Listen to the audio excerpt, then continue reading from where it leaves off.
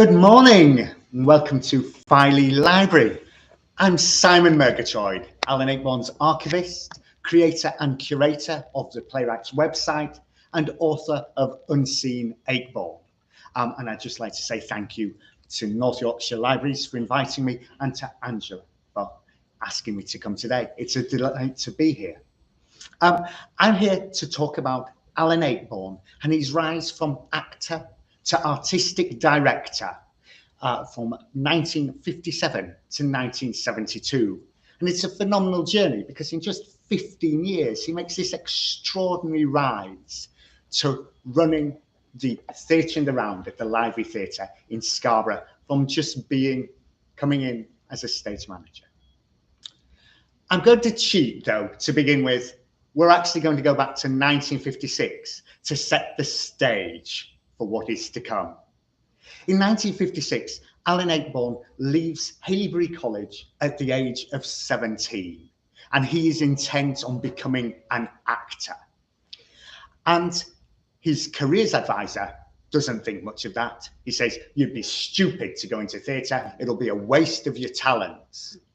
But Alan's listening to another one of his masters, Edgar Matthews, who inspired him to want to go into theatre. And he is very encouraging. And he says to Alan, I have two contacts. Why don't we see what we can do with those first? And the first contact is Sir Donald Wolfett. As you probably know, one of the last great theatre impresarios.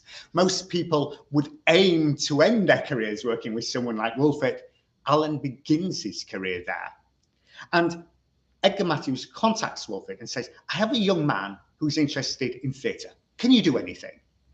And Wolfett says, well, actually, I'm about to go to the Edinburgh Festival to do The Strong Are Lonely, and I have need of a man to play a soldier and who can stand to attention for 3 hours because the current one keeps fainting after 90 minutes and he's useless. And Edgar goes, well, not only is Alan a keen actor, but he's also been in the cadet force at Haileybury, so he should be able to stand to attention. So Alan auditions for Wolfett, and Wolfett likes him. He says, you've got tricks, you, and you're hired. So Alan's first acting job, straight out of school, is at the Edinburgh Festival for 3 weeks on the main stage with Donald Wolfett, and he loves it. Obviously, he loves it. And it's the fact that he's getting the professional experience with such a renowned person, but also the whole Edinburgh Festival environment. And after the 3 weeks, he gets a second chance, the second contact. And that's for the Connaught Theatre in Worthing. And he goes there for 6 months, essentially on work experience. And he works in every department. He does some professional acting on stage, but he's also doing stage management, lighting, tech. Apparently, he's even down in the paint shop for a bit. But he learns a bit about everything.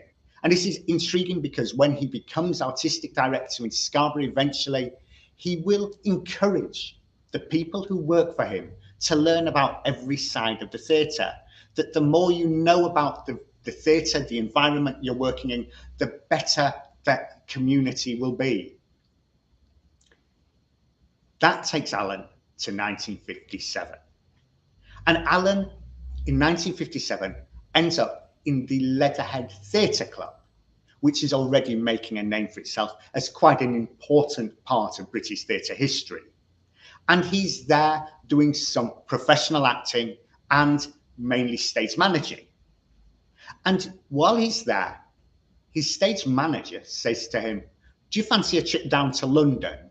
Stephen Joseph's Theatre in the Round company from Scarborough is doing a performance of Sartre's Hui Cloy. Would you like to go down and see it with me? And Alan goes, yeah. Now, he hasn't seen Theatre in the Round before because pretty much nobody in the UK really has. Stephen Joseph only founded the company in 1955, the UK's first professional Theatre in the Round company. And he goes down and he loves it. His mind is blown. He also says later, it is the most erotic theatre experience he has yet encountered. Now, whether this has any influence on him getting a job later with the company, I don't know. But we'll leave that to the imaginations. Shortly after, Rodney is asked if he will become theatre manager at Theatre in the Round at the Library Theatre in Scarborough for the summer 1957 season. And he says to Alan, would you want to come up with me as an acting stage manager? And Alan goes, that sounds great. He's already interested, but he's also figured something out about Theatre in the Round and stage managing. i.e., there's not a lot of sets to strike. There are no big sets. There are no heavy props. When he saw the production in London, it's 3 chairs, a table, and a box. You know, this is the easy life for a stage manager. So he goes, yeah, I'd love to. I just have one question. What's that, Alan? Where's Scarborough? Well, up to York, and when you hit York, turn right, and when your feet are wet, you've hit Scarborough. So he comes to Scarborough, and he steps off the train, and he's already very enthusiastic because he associates the seaside with where his mum used to take him as a child as a treat. So he kind of is already thrilled to be in a place that has such good, positive meaning to him. And he joins the company at Scarborough Library in the concert room, where many of you, I'm sure, have visited over time, and it's still pretty much the same now as it was then. And he's an acting stage manager. And that's a stage manager with some acting responsibilities, understudying, but also a couple of smaller roles. And he plays in J.B. Priestley's and Inspector Calls, and also Catherine Prin's An Ornamental Hermit. And he's again learning. He's doing lighting, sound, because of course the stage manager back in the 1950s was multitasking. We weren't quite so specialist then as we are now. The one person he hasn't met is Stephen Joseph, the founder of the company. And that comes one afternoon. There's a matinee production, and Alan is doing the lighting. And the scene ends, and he brings the lights down and then puts them back up. And suddenly a voice comes from a very tall man behind him. There's an easier way to do that, you know. I'm sure there is, but in the middle of a performance, and who are you? And should you even be here? He goes, no, there's an easier way of doing that. I don't really care. The show is on, and you shouldn't be here. He goes, no, let me show you. And he finds a piece of wood, and he slaps it across the lighting board and pulls it down, bringing a uniform blackout immediately. At which point, a head comes through the booth from the stage. What the hell are you doing, Ayckbourn? You brought the lights down mid-scene. There's an oh, and Alan turns around to discover the tall man has vanished. There was this tall man, and I don't care. Put the lights back up. Alan puts the lights back up. And at the end of the performance, the actors come and say, what were you doing? What were you thinking? And, there was this tall man, and he came in and he had wood and oh, that'll be Stephen. He does things like that all the time. And thus, Alan meets Stephen Joseph, the person who will be the most significant influence and mentor in his entire life, who he will continually say he owes everything in his theatrical career to. And without Stephen, there is no doubt Alan would never have become the writer, director, and artistic director that he was.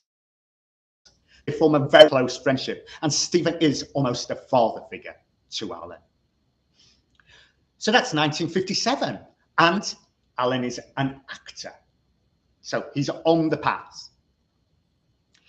In 1958, Stephen invites him back. Alan doesn't stay for the winter season. He goes to Oxford. But Stephen Joseph invites him back for the summer season. And he's doing a lot more acting, as well as a bit of stage management. But the acting is becoming more prominent, as Alan hopes. But it gets to Christmas 1958, and Alan really doesn't like the role he's playing. And he goes to Stephen, this role isn't very good. The quality's lacking. I want better. And Stephen Joseph's no fool. And Stephen goes, okay then, if you want a better role, write one yourself. Write me a new play for next summer. If it's any good, I'll do it. But you have to write yourself the lead role. And Alan, impetuous youth that he is at the age of 19, goes, yeah, no problem. I could do that. So he goes off, and in early 1959, he writes what will become The Square Cat. And he writes it with his wife-to-be, Christine Rowland. Now, the plays at this stage, his earliest plays, are written under a pseudonym, Roland Allen. And with regard to the first play, that's because Christine helps him write it. So it's an acknowledgement of that help. Christine Rowland, Alan Ayckbourn, Roland Allen. But it's also to differentiate the fact that this writing is just a side gig. It's not important. He wants to be an actor, and he's Alan Ayckbourn, the actor. He doesn't want to get people mixed up with a writer. So he's writing under a pseudonym as well. The Square Cat premieres on the 30th of July, 1959 at the Library Theatre. And it's a great success. It's the second most successful play of the season. And Alan earns £47 from it in royalties. Now, in context, he was earning £10 a week as an actor, and it was a 12-week season. So he practically earned half as much as what he was earning in a full season just for writing a play. He goes, this is pretty good, actually. This is a good side gig. But it is all to promote him as an actor. His first few plays aren't because he wants to be a playwright. It's because they're giving him space to be an actor. One of the great mysteries, though, is The Square Cat. He writes himself a dual role. He has a rock and roll star, Jerry Wattis, and his mild-mannered alter ego, Arthur Brummage. And Jerry, being a rock star, at one point in the play, has to sing, he has to dance, he has to play the guitar. And Alan can't do any of these things, yet he's written himself this role. And something clicks about 3 weeks before rehearsals are due to begin, that he knows nothing about playing the guitar. So he scans the Scarborough Evening News and goes, guitar lessons, Trafalgar Place, contact Donny. So Alan ends up in Trafalgar Place at Donny's house, knocking at the door. How can I help? I need to learn to play the guitar. That's not a problem at all. I can teach you how to play the guitar. I've only got 3 weeks. Okay, I can maybe teach you to play a couple of chords and the first couple of bars of a song. And goes, that's fine, anything. No. Okay, mate, where's your guitar? I haven't got a guitar. Okay, you can borrow mine. So Alan is taught a couple of chords and the first 2 bars of a very boring song, My Love Is Like a Rose, which is probably the most un-rock and roll song ever invented. And what happens is the Square Cat performs, and at the end of Act 1, Jerry Wattis appears for the first time in his full rock and roll sequiny outfit with his guitar. And depending on how Alan's feeling, he either breaks into two very tortured bars of My Love Is Like a Rose, or he just goes and cut, and the lights come down. He doesn't learn from this experience. His second play, commissioned immediately for the winter season, is Love After All. And in that one, he writes himself 4 parts. Now, we don't know a lot about Love After All, except for one thing. Alan wrote himself as one of the 4 roles, the role of an American heiress. And what we know from the photos is Alan has very good legs when wearing high heels. His next play, Dad's Tale, he writes himself 8 roles, which leads to apparently a member of the audience at one point going, not him again. If he'd have kept doing this, then potentially by about the 10th play, he would have written every role in existence. So that is 1959. We are now actor and writer. In fact, he's the writer in residence the second writer-in-residence. Everyone thinks that Alan is the first writer-in-residence at the Library Theatre, the Stephen Joseph Theatre, but he's not. David Campton is actually the first, who would go on to a very successful playwriting career of his own. And Alan and David worked together for several years. One of the reasons why Stephen has encouraged Alan to go to writing is Stephen has realised something Alan has not yet realised. That while he's a competent actor, he's not a great actor. He's all right, but he's never going to be a great actor. He's probably never going to be a lead. He's going to be a good supporting character actor. And so Stephen, you get the feeling, is trying to guide Alan away from it. And in 1961, he has another cunning plan. And he says to Alan, would you like to be a director? Would you like to direct for the 61 summer season? And Alan goes, yeah, that sounds interesting. I'd like to do that. So he directs Patrick Hamilton's classic Victorian thriller, Gaslight. And he gets some very good reviews for it. And this does change the course of his life, because he suddenly sees what directing is like. And it is, as he says, the poison chalice for an actor, because you go from largely being concerned with yourself to the whole picture. And he really enjoys that, and says that there's not a lot of actors really, after they've had the directing, that want to go back to just being an actor, because you have this power. Sounds megalomaniac, doesn't it? But you have this power. The whole picture, the whole production is yours. So he's now actor, writer, director. Probably much to Stephen's disappointment, he's still acting, but he's doing well for himself and making a very rapid ascent. In 1962, Stephen founds the first Theatre in the Round venue at Stoke-on-Trent in the Victoria Theatre. In Scarborough, it's the first Theatre in the Round company, because it's seasonal. It's not a permanent place. In Stoke, it's an actual theatre, so they are a year round. And most of the Scarborough company accompanies Stephen to Stoke.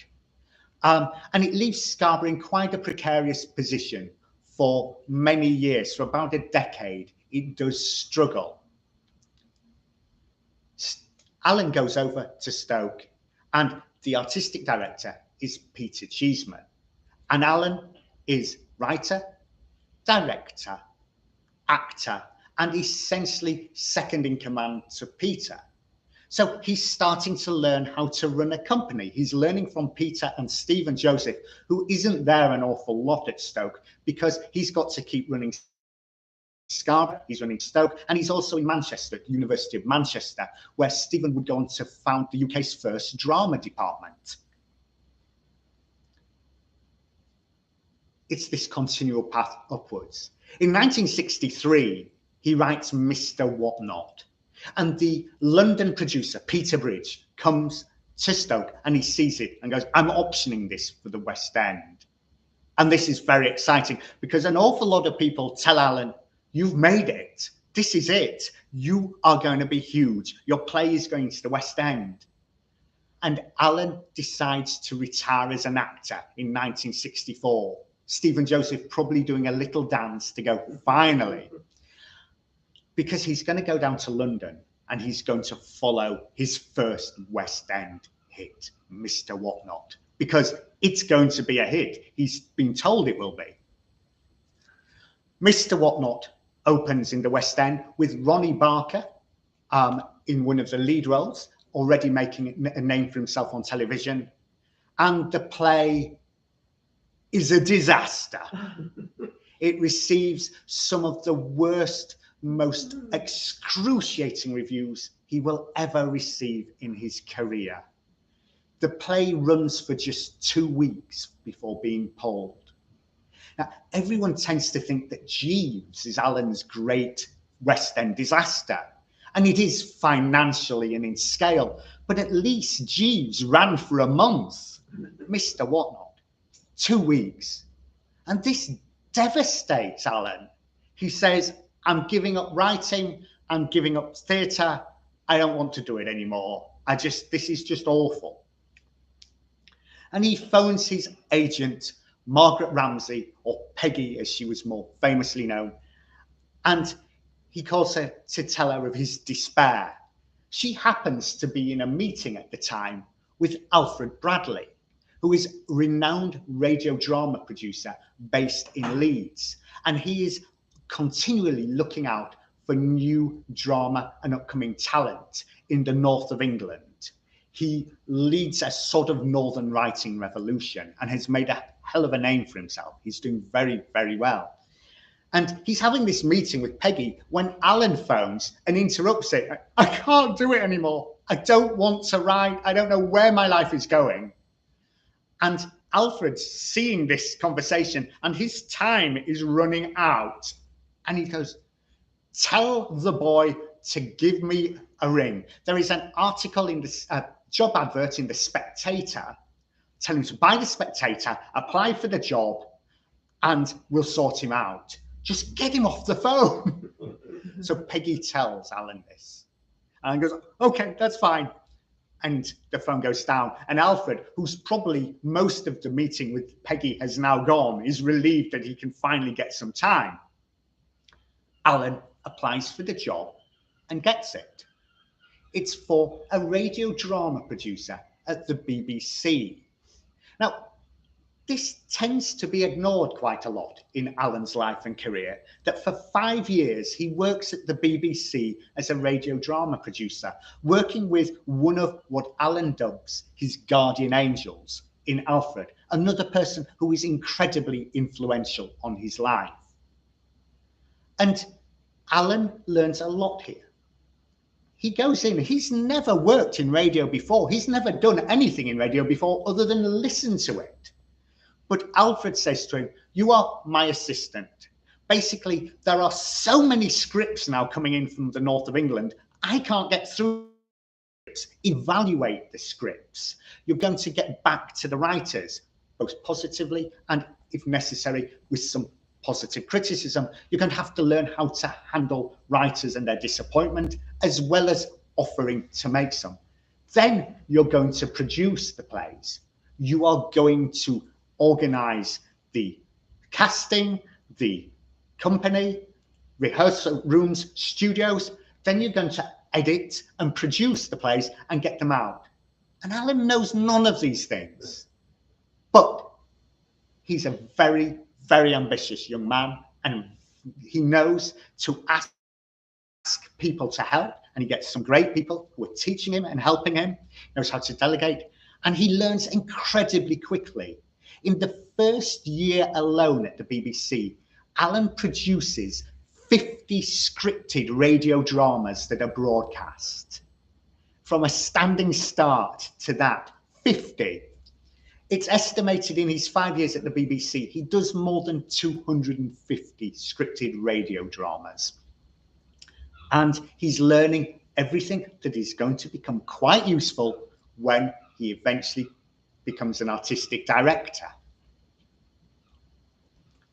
So he's at the BBC and he's doing quite well, earning more money than he's ever done before. He's moved to Leeds with his family. He's now married and has 2 children. But he's not actually given up on theatre. It didn't last long. I'm never going to work in theatre again. It lasts about 6 months. Because Stephen Joseph gets in touch and says, I would like you to write a play for the summer 65 season in Scarborough. And Alan goes, yeah, but we've seen what happened there. It was a bit of a disaster. And he goes, no, Mr. Whatnot didn't work. Here is some advice. And this advice Alan will pass on to generations of writers that have followed. He says, what you did with Mr. Whatnot was very clever, but you attempted to break all the rules. But before you break the rules, you have to know what the rules are. So I want you to write me a well-made play so that you learn the rules. And once you can do that, then break away to your heart's content, but know what they are first. So essentially, he asks Alan to write an Aristotelian play, a 24-hour play in one setting. He doesn't actually quite follow that, but it is a well-made play. And on the 30th of July, 1965, the play premieres and is a huge success in Scarborough, the most successful play of the season, and the play which will launch him to international fame and stardom. And that play is, of course, Meet My Father. Meet My Father? No? When he's doing the play, the producer, Peter Bridge, comes up and he sees the play and goes, "This is terrific. I want it for the West End. Just needs a little bit of refining. Oh, and also, can you change the title, darling? It's awfully provincial." So Alan retitles the play, where it opens in 1967 at the Duke of York's Theatre in London as Relatively Speaking. We know that one. It's a good one, isn't it? That is the play that launches him. Just needs a change of title. If he'd have done that with all his plays, he may have got there quicker. Change of title. He becomes an overnight success. Literally, he achieves a fame that would be hard to imagine for any playwright now. He becomes a household name very quickly at a time when writers could become household names. I suppose when I think of playwrights, the ones that I can instantly name are actually pretty much all of Alan's generation, the Stoppards, the Bennets, the Hares. It is a time where you can become a superstar just by being a writer. And Alan does. And he starts earning a phenomenal amount of money very quickly from his West End success. In 1967, he's commissioned to write The Sparrow for the Library Theatre. And sadly, that is the same year that Stephen Joseph dies. Tragically young age of 46. And that has a huge impact on Alan, and is going to have an even bigger impact very soon afterwards.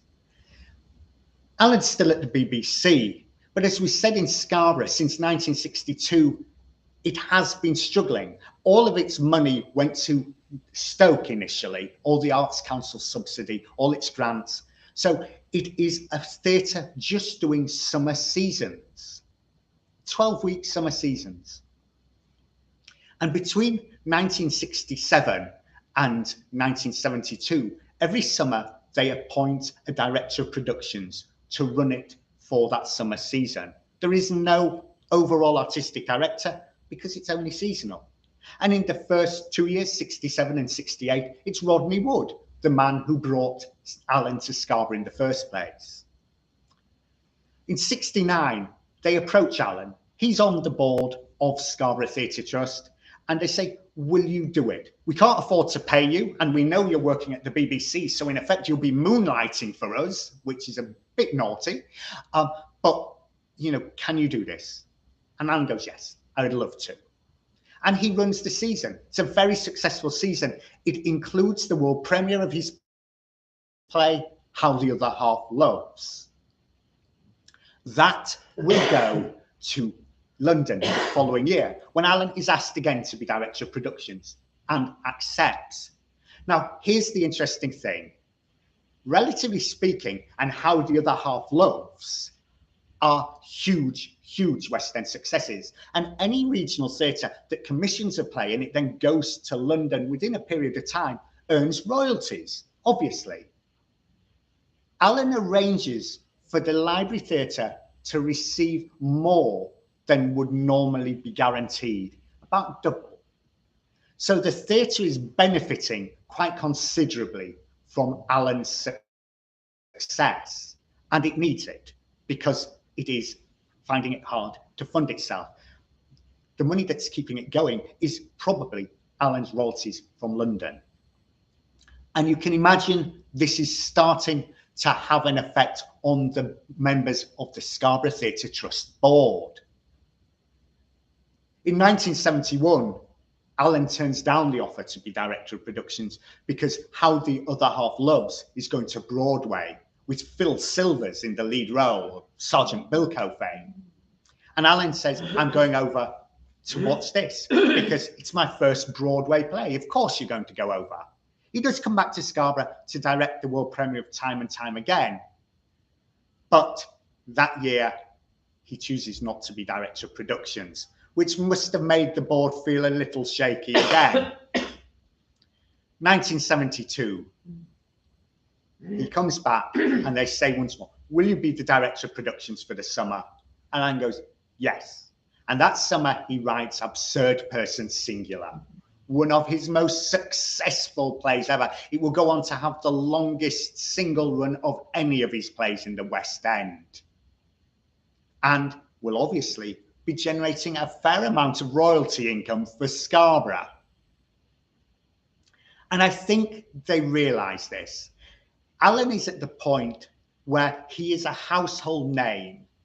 Within a couple of years, he could go anywhere he wants in the country. Any theatre he wants would gladly work with him and employ him. There is almost no doubt of that. He could have just gone to the West End and just written plays for the West End. And it's a crucial moment because the Trust at the end of the summer season, which has been incredibly successful again, says to Alan, will you be the artistic director of this company, the permanent artistic director? Will you move this company forward from a 12-week summer season to hopefully something far better? Alan has the world at his feet. He can go anywhere.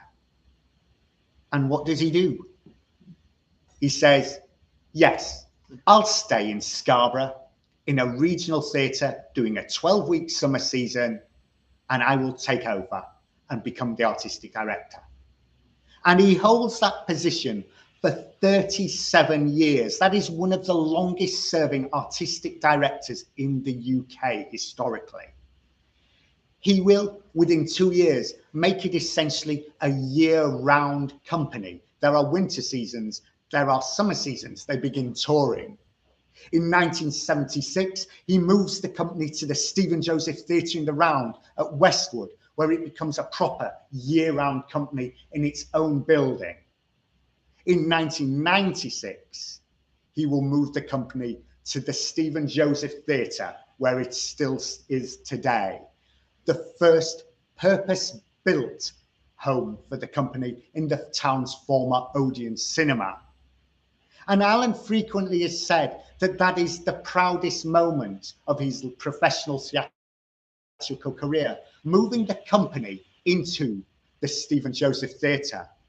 Because if we go back to the mid-60s, when Stephen Joseph is dying from cancer, he and Alan would often sit together and they would make cardboard theatres.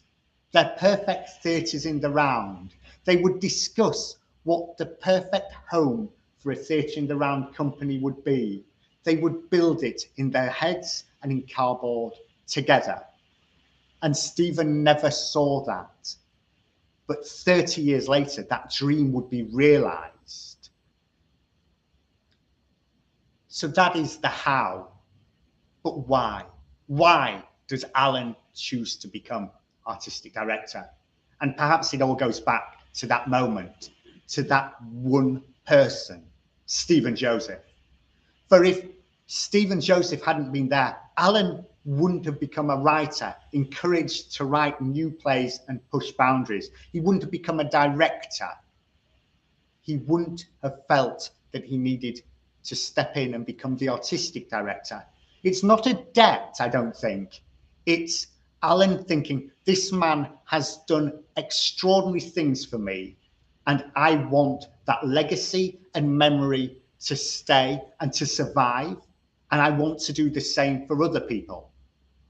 Because Alan will take Stephen's legacy of theatre in the round, of new writing, encouraging new writers, trying to democratise theatre and make it an accessible space for all. and he will run with it.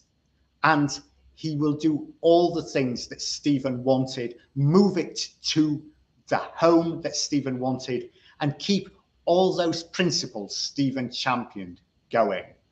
I think that's why. And so when we talk about Alan and his role moving from actor to artistic director, we mustn't forget that there's always someone else with him as well. I like to think standing over him, looking very proudly, going, "You've done a good job there, Akers. Well done. You've taken the dream and you made it real." And that was Stephen Joseph.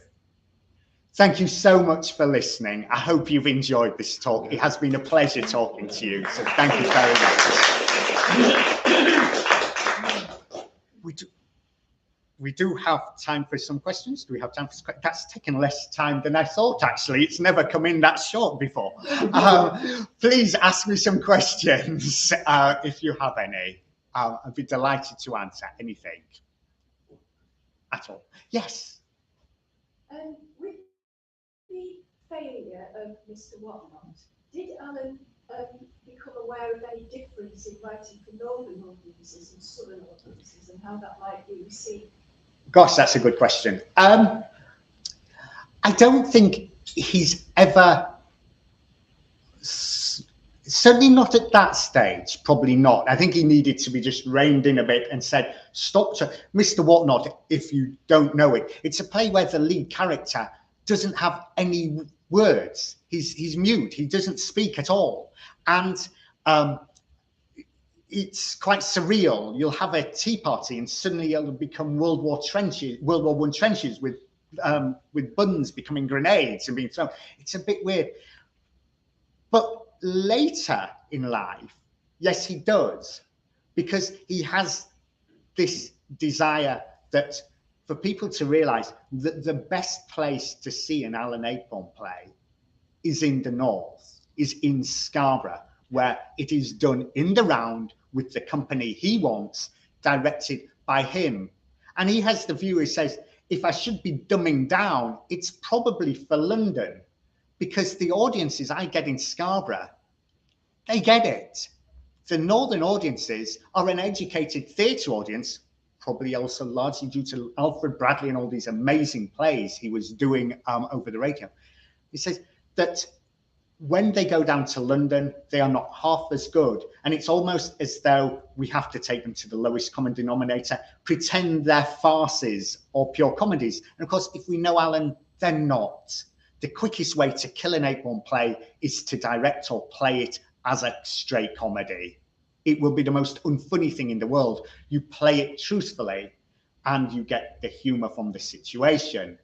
And Alan has frequently said that the audiences in Scarborough were far more receptive to his work and have been far more successful with some of his far more challenging pieces than some of the London audiences, where, of course, like everything, it's not the London audience that are coming into the West End theatres necessarily.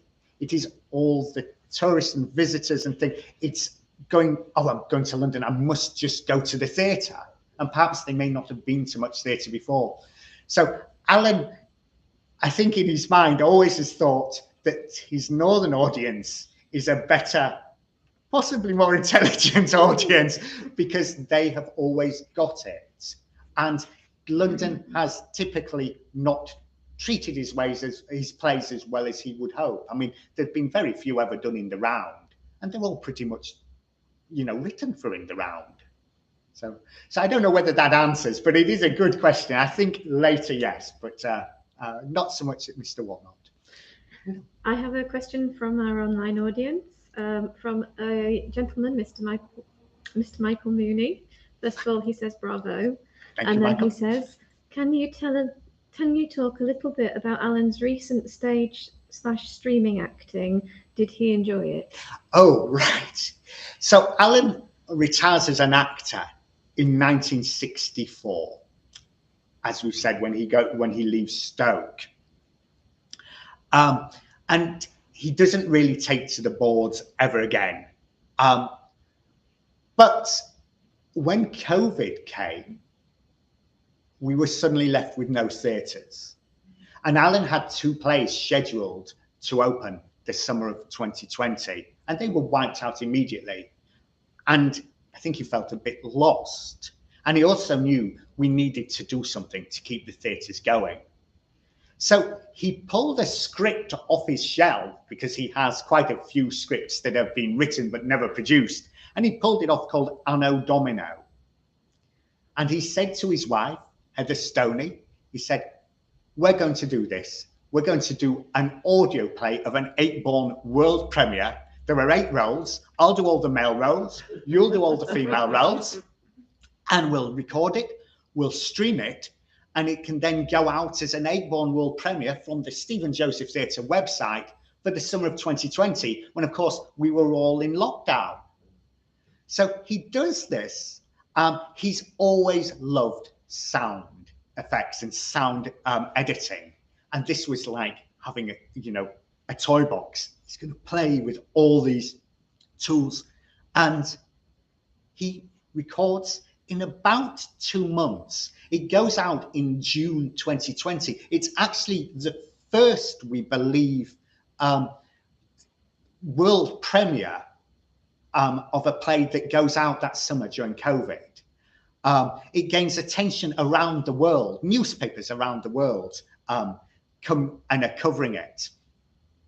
And say he acts, he plays 4 roles, from a 18-year-old to an 80-year-old.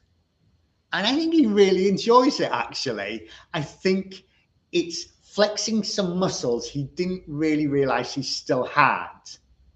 And Heather, Lady Ayckbourn, she does the same. She plays 18 to 80 in these 4 roles, and she really enjoys it as well. She's probably slightly more critical of her performance than Alan, but she has very high standards, so she's allowed to be critical and things. But it was a huge success, and I think it inspired him in some ways, brought back a memory and a love of where he had begun, because soon afterwards he also decides for Christmas, when we're still in lockdown, to adapt his play Haunting Julia for audio. And that, as you may know, is a ghost story which has just 3 men in it. And he plays all 3 men. And that goes out over Christmas 2020 via the Stephen Joseph Theatre website again. And is really very good, actually. It's a very polished and accomplished play. I actually, on a personal level, slightly prefer it to Anno Domino, because it's very focused. And also it's one of his few plays which is set in Yorkshire, which, I think is a good thing. But yeah, he really enjoys it.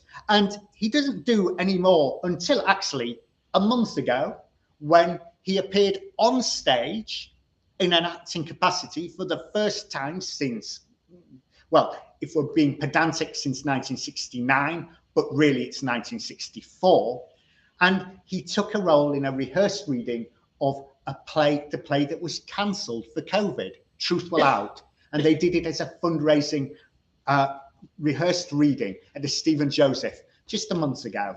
And it was phenomenal. And Alan knew how to give himself the best role. It was probably the smallest role, but it had the line which brought the house down. And that must have been really good for him to know he still knew how to deliver a line with exquisite comic timing.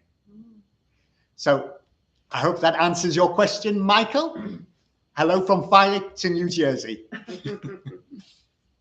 Anyone else got a question that they might like to ask? Can be about anything, really, with regard to Alan. We've got nothing there. Any other comments coming in? No. I think that's a very nice time to end the live stream. Thank you everybody for joining us on that.